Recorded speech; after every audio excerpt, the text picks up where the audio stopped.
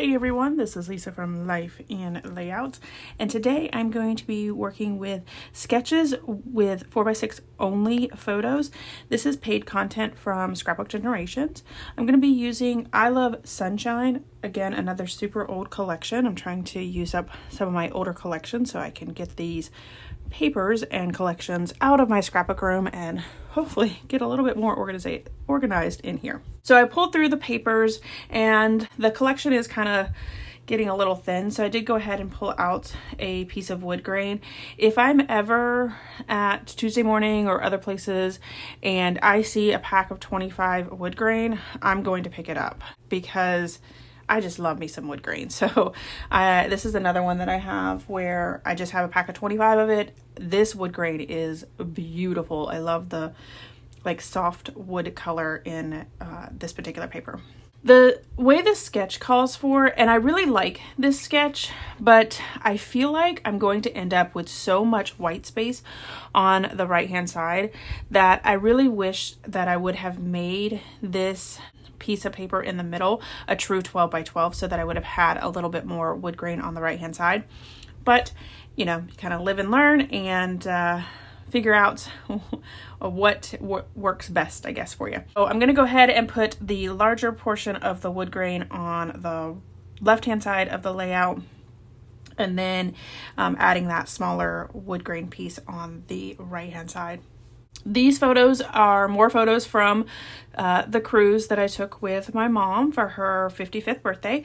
The cruise ship had a nice slide, and so I think I went down the slide maybe like 3 or 4 times just to be able to get pictures. Really, that was the kind of the point of it. And so I'm glad that I did because these pictures turned out really good. I did go ahead and decide to do some stitching. The sketch does call for stitching, and of course, you know, anything that is done by Allison Davis over at Scrapbook Generations is going to involve stitching. So I do use 6-string baker's twine, or embroidery thread is also what it's called, and I separate it into 3 strings just so that it's not as thick. I did go around the entire wood grain with just a back stitch in the white thread. Because there was stitching on there, I did go ahead and add that first photo on the right hand side up on fun foam. It gives it a little bit of dimension, but it also helps with the stitching being behind it. And then I went ahead and added the second photo flat down, and I tucked it under a little bit just to help really showcase that dimension. On the left hand side, both photos are laid down flat. So I do go ahead and take the full 12 inch strip here. I think this is a 1/4 inch. No, actually it's probably closer to a 1/2 inch because it's a little bit thicker. I do go ahead and take the full 12 inches of this 1/2 inch strip, and I put as much as I can to cover up the 2 photos on the right, and then whatever was left over I put that on the left. And it looks really jarring right now because it kind of just stops right there in the middle, but I am going to put a bunch of clusters on the top and bottom of these photos, so it's, trust me on this, it's gonna look a lot better than what it does right now. I get that 1/2 inch strip on the bottom down, and then I start to work on the clusters. I do have the embellishment pieces. Back when Tuesday Morning was really selling scrapbook stuff, I mean, they're starting to come back a little bit, but it's still nowhere near what it was way back when, because you could go in and be able to buy the 12 by 12 packs as well as find the smaller embellishment pieces like the tags and frames and ephemera packs, and you really can't find those anymore. But when I did purchase this from Tuesday Morning, that's where I was able to get those. I really wanted this tag that says, "Days like these are what make life so sweet."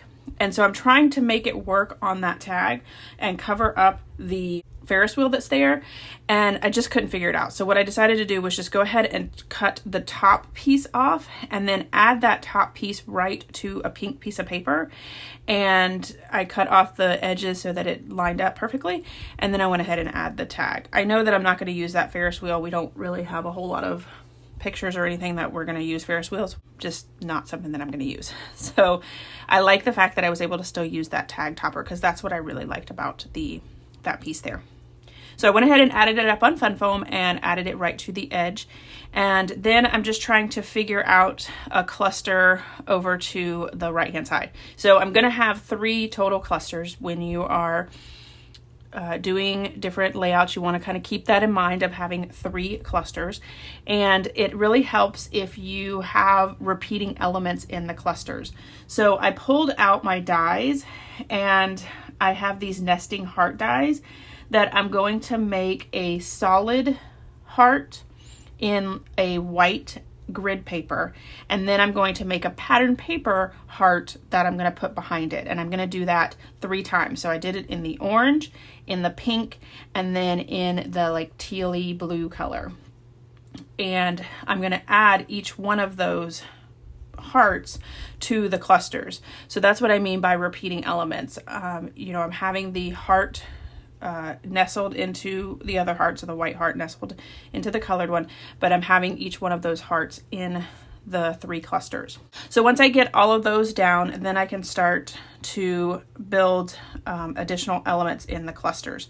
I do find this beach ball, which we're not at the beach, but it goes with the water theme.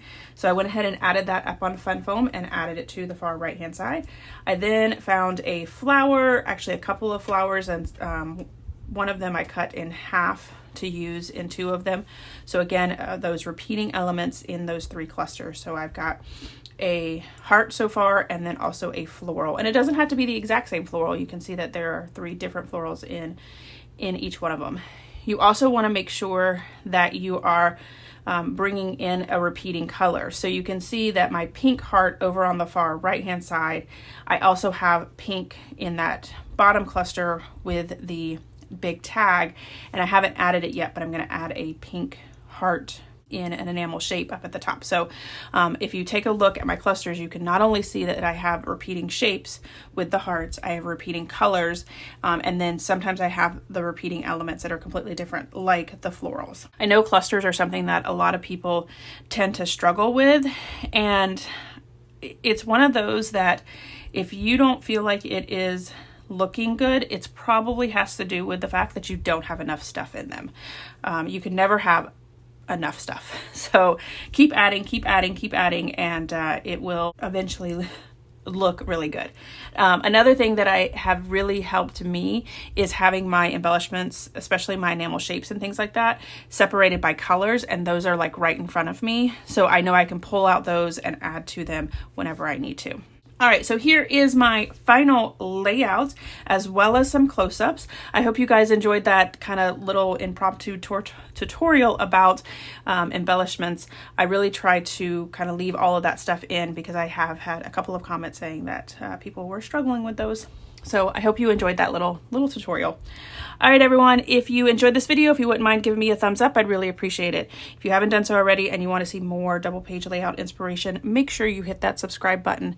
Thanks everyone for watching, and I hope that you have a scrappy day.